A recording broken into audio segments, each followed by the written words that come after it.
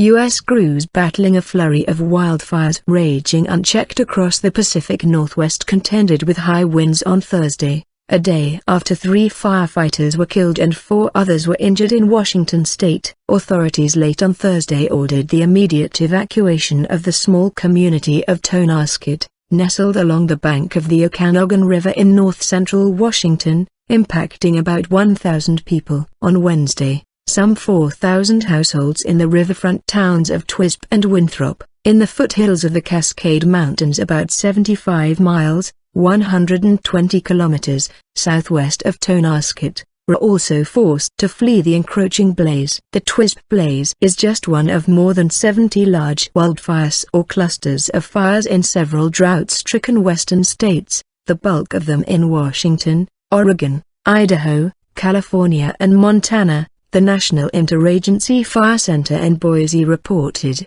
dozens of homes have been reduced to ruins in Idaho and Oregon in recent days.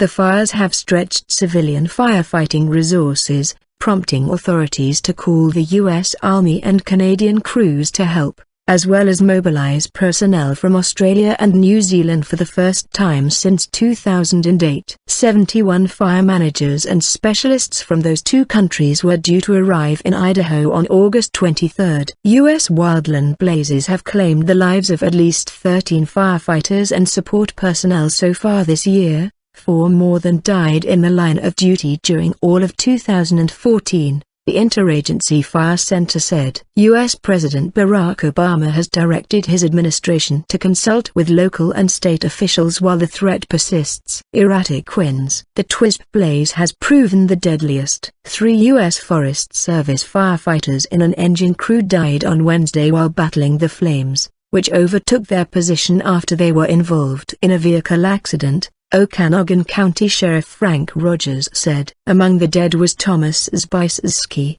a physics major and actor at Whitman College in southeastern Washington. 4 other firefighters were injured, one of them hospitalized in critical condition with burns over 60% of his body. The Twisp area fire, part of a larger cluster of fires dubbed the Okanogan Complex, has burned 7,873 acres. 3,194 hectares, of rural brush and dry timber about 115 miles, 185 kilometers, northeast of Seattle since erupting on Wednesday, said Rick Scriven, a spokesman authorized to speak about the blaze. As of late Thursday afternoon, crews had yet to establish firm containment lines around the blaze, Scriven said, adding that suppression efforts across the Northwest had been complicated by sporadic and erratic winds. The blaze near Twisp was burning in Okanogan County, the same area impacted by last July's massive Carlton Complex fire,